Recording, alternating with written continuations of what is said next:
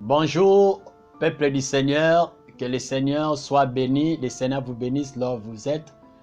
Et nous allons continuer. Aujourd'hui, c'est la quatrième partie de notre enseignement intitulé « Tu es Simon, fils de Jonas, tu seras appelé Céphas » qui signifie Pierre. Que le Seigneur soit béni, le Seigneur soit loué. Mon Dieu a dit, je ne mourrai pas, je vivrai, oh. Il a parlé, je ne mourrai pas, je vivrai, oh. Avec Jésus, je ne mourrai pas, je vivrai, oh. Il a parlé, je ne mourrai pas, je vivrai, oh. Il y a un Dieu dans les cieux, il y a un Dieu dans les cieux. Ah, il y a un Dieu dans les cieux, oh. Il y a un Dieu dans les cieux. Quand tout est noir sur ma route, quand je me perds et que je doute, je lève mes mains, je déclare, il y a un Dieu dans les cieux.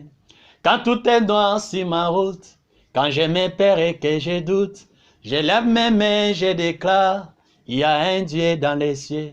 C'est lui qui descend jusqu'à la tombe, pour sauver tous ceux qui tombent, les seuls vrais secours des hommes, il y a un Dieu dans les cieux. Le tout-puissant Dieu insondable, admirable et incomparable, Saint d'Israël, Dieu adorable, il y a un Dieu dans les cieux. Ah, il y a un Dieu dans les cieux, oh. Ah, dans les cieux, ah, il y a un Dieu dans les cieux, il y a un Dieu dans les cieux. Avec Jésus, je ne mourrai pas, je vivrai, oh. Il a parlé, je ne mourrai pas, je vivrai, oh. Avec Jésus, je ne mourrai pas, je vivrai, oh. Il a parlé, je ne mourrai pas, je vivrai, oh. Pourquoi s'inquiéter sans gîter, oh? Pourquoi pleurer s'il a monté? Redresse ta tête, prends bon courage. Il y a un Dieu dans les cieux. Quand il s'élève, tout se relève.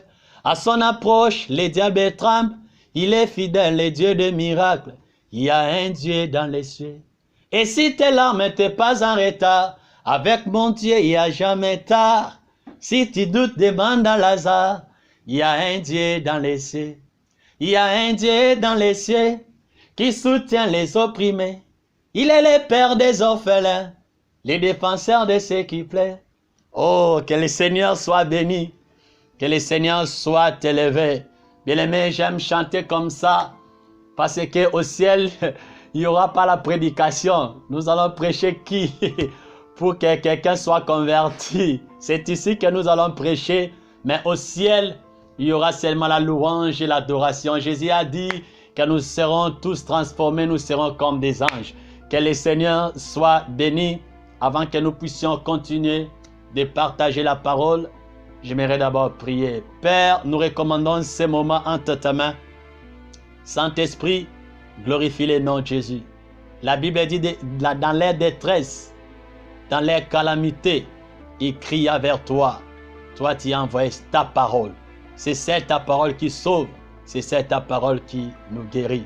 Car Paul a dit dans Romains chapitre 1 verset 16, « Je n'ai point honte de l'évangile, car c'est une puissance de Dieu pour les salut de quiconque croit. » Au nom de Christ Jésus, nous avons ainsi prié. Amen. Que le Seigneur soit béni, que le Seigneur soit élevé. Nous allons continuer et nous avions déjà cité les attitudes ou les comportements de Simon. Et aujourd'hui, par la grâce de Dieu, peut-être nous allons aborder sur les attitudes ou les comportements de Pierre.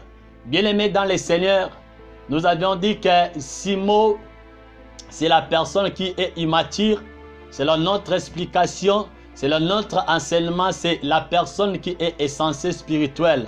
Les soucis de Dieu, de Jésus dans la vie de Simon, c'est de lui transformer. Et il lui a donné le nom de Pierre. Et cela a eu lieu au jour où le Seigneur Jésus souffla sur ses apôtres et Simon était devenu Pierre. J'aimerais dire à quelqu'un qui est en train de m'écouter à ce moment, vous devez savoir que le nom de Simon, c'est le nom de son père qui lui a donné, qui est Jonas. Son père, c'est Jonas, comme Jésus a dit, tu es Simon, le fils de Jonas, tu seras appelé Céphas, qui signifie pierre ou roc. J'aimerais dire à quelqu'un ce soir plutôt qui est en train de m'écouter, ce matin, cet avant-midi, vous devez savoir que le nom de Simon, c'est le nom terrestre, mais le nom de Pierre, c'est le nom céleste. Le nom Simon, c'est le nom des personnes extérieures, mais le nom de Pierre, c'est le nom des personnes qui est intérieure. Et le nom de Simon, c'est le nom qui est charnel, mais le nom de Pierre, c'est un nom spirituel. Bien-aimé dans le Seigneur, je suis venu te dire, et j'aimerais que tu puisses savoir et noter ceci. Jésus, on ne donne pas plutôt les clés à Simon, mais on donne les clés à Pierre. Jésus n'a pas donné les clés du royaume à Simon, mais Jésus a donné les clés du royaume à Pierre. Pierre, Simon, tu dois attendre à que tu puisses devenir Pierre. Les clés sont à toi, mais tu dois être changé. Il faut que tu puisses naître de nouveau et que tu deviennes Pierre, et c'est alors on te donnera des responsabilités. Jésus n'a pas donné les clés du royaume à Simon, mais à Pierre. Bien-aimé, beaucoup de personnes aujourd'hui, ils sont en train de donner les clés, le pouvoir ou l'autorité ou des responsabilités aux Simon. C'est pour cela, tu vois, nos églises d'aujourd'hui ne marchent pas. Nos entreprises d'aujourd'hui ne marchent pas. Nos familles ne marchent pas. Bien aimé, tu sais pourquoi? Parce que nous remons des clés aux Simon.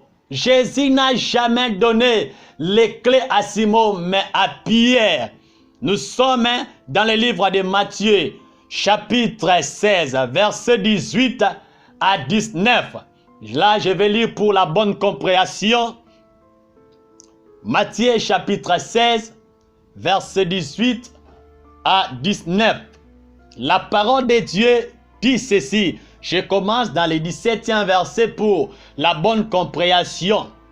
Jésus, reprenant la parole, lui dit, tu es heureux, Simon.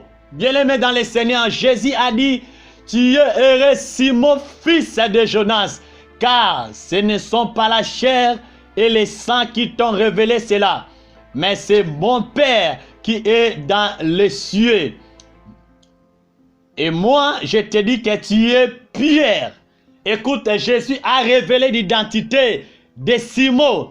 Moi, je te dis que tu es Pierre, et sur cette pierre, je bâtirai mon église.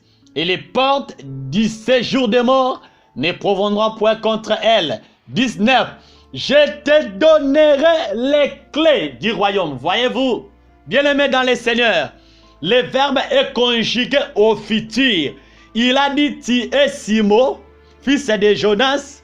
Et dans le 18e verset, il a dit que tu es Pierre. Mais dans le 19e verset, il a dit, je te donnerai les clés. Voyez-vous donc, le verbe est conjugué au futur. Jésus-Christ est patienté, attendait la conversion pour que Simon soit transformé. Et Simon puisse devenir Pierre. Le verbe est conjugué au futur, je te donnerai les clés. Mais écoute-moi, Jésus a dit à Simon, tu es heureux, fils de Jonas, car ce ne sont pas la chair et le sang qui t'ont révélé cela. Qui a révélé, c'est le Père. Cela veut dire quoi? Le sang et la chair ne pourront jamais comprendre les choses divines, les choses de Dieu. Pierre a dit que tu es, Simon a dit tu es le Messie qui doit venir. Jésus a compris que c'est le Père qui a révélé à Simon. Il a dit ce n'est pas la chair, ce n'est pas les sangs qui t'ont révélé cela. Cela veut dire quoi? La chair et les sangs ne pourront jamais comprendre les choses de Dieu. C'est pour cela Paul a dit dans 1 Corinthiens chapitre 15 verset 50, il a dit la chair et les sangs n'hériteront point les royaumes de Dieu.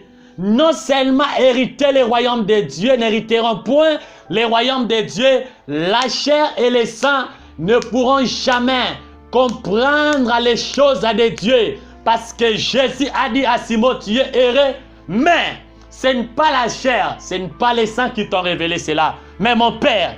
Ah, nous bénissons le Père bien-aimé. C'est le Père qui est au centre de toutes choses. C'est le Père, le Créateur, qui nous révèle son Fils. Et il a dit, c'est le Père qui t'a révélé cela. La raison pour laquelle Jésus lui-même a dit, personne ne peut venir chez moi si le Père l'attire. C'est le Père qui nous attire vers son Fils. C'est le Père qui nous révèle son Fils. C'est le Père qui a révélé à Simon.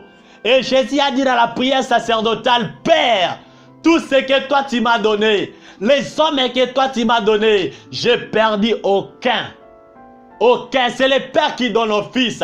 Le Père nous ramène au Fils parce qu'il sait que le Fils, c'est lui, le chemin, la vie et la vérité. Tu ne peux pas être sauvé sans pourtant passer par le Fils parce que le Père nous fait passer par le Fils. Parce que c'est lui qui est la porte qui mène dans la maison. C'est lui qui est la porte qui mène vers le Père. Le Fils a dit, personne ne peut venir chez moi.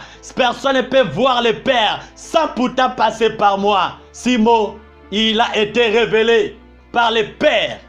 Et Jésus a dit, je te donnerai les clés. On ne donne pas les clés à Simon, mais à Pierre.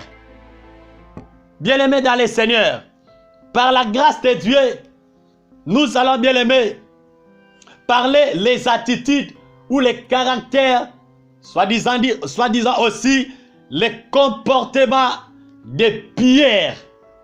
Écoute-moi, bien aimé dans le Seigneur. J'aimerais dire à quelqu'un aujourd'hui qui est en train de m'écouter, Pierre aussi a ses comportements, a ses attitudes. Aujourd'hui, par la grâce de Dieu, si le Seigneur nous accordera grâce, nous allons aussi aborder cela. Le premier comportement ou l'attitude de Pierre. Pierre, c'est celui qui prêche la parole de Dieu sous la puissance du Saint-Esprit. Alléluia. Que Dieu soit béni.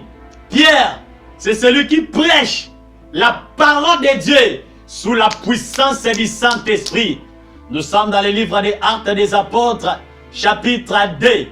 Bien-aimés dans le Seigneur, la Bible dit au jour de la Pentecôte, les Saint-Esprit étaient venus. Pierre a prêché au jour de la Pentecôte.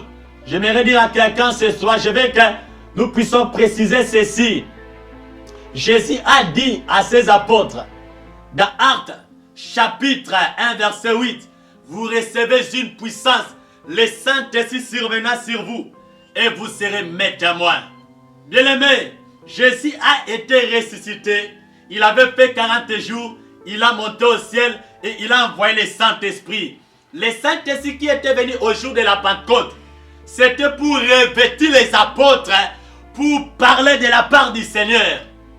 Le Saint-Esprit qui était venu au jour de la Pentecôte, ce n'était pas pour donner la vie éternelle, parce que Pierre était transformé quand Jésus était ressuscité, a soufflé sur lui, a soufflé en lui.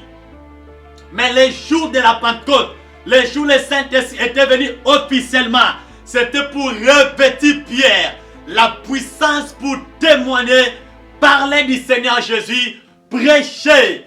Le Seigneur prêchait la parole. C'est pour cela, bien aimé, Acte 1, 8 dit, le Saint-Esprit viendra sur vous et vous serez mes témoins. Lorsque le Saint-Esprit était descendu en ce jour-là, Pierre a prêché la parole de Dieu sous la puissance du Saint-Esprit.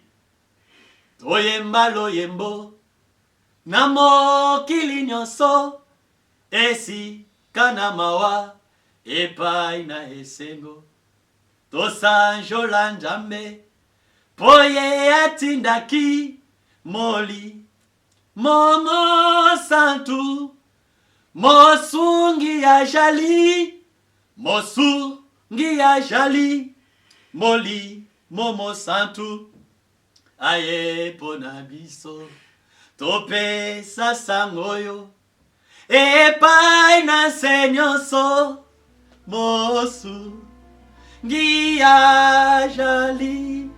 Pierre, il a prêché la parole de Dieu sous la puissance du Saint-Esprit. Parce qu'en ce jour, le Saint-Esprit a revêtu Mandeboshaya, a revêtu Pierre pour prêcher la parole de Dieu. Tout le monde n'avait pas l'habilité de prêcher en ce jour, parce que les clés a été données à Pierre. Il se leva en ce jour, il a prêché la parole sous la puissance du Saint-Esprit. Bien-aimé dans le Seigneur, celui qui prêche la parole, ce qui fait la différence, c'est la puissance du Saint-Esprit. Il y a d'autres personnes qui prêchent la parole sans le Saint-Esprit, sans la puissance du Saint-Esprit. Tu es comme un professeur de géographie. Tu es comme un professeur bien-aimé d'histoire. Mais en ce jour, lorsque le Saint-Esprit descendit, Pierre, il a prêché la parole avec l'onction, la puissance du Saint-Esprit. La Bible dit, en une seule prédication, il y a eu 3000 convertis. Oh my God! Je n'ai jamais lu dans la Bible, dans une seule prédication, 3000 convertis. Je peux te dire, je peux te poser une question. Toi, tu as combien de membres dans ton église? Peut-être tu en as 200, peut-être 300, peut-être 1000, peut-être 2000. Mais regarde, bien-aimé, si tu prêches la parole de Dieu sous la puissance du Saint-Esprit, qu'est-ce que le Saint-Esprit opère? 3000 convertis dans une seule prédication. Quelle puissance! Ça, c'est Pierre. Pierre peut le faire. Les Simon avaient fait le miracle, mais il n'a pas prêché. Mais Pierre, il a prêché. 3000 convertis, ils sont venus vers le Seigneur. Cela veut dire quoi? Au jour de la Pentecôte, Dieu a revêtu Pierre pour prêcher la parole. 3000 convertis. Les gens se sont convertis en Christ. Quelle puissance! Ça, c'est Pierre qui peut le faire. Ça, c'est Simon transformé en Pierre qui peut le faire. Bien-aimé dans le Seigneur. Et pourquoi seulement 3000 convertis?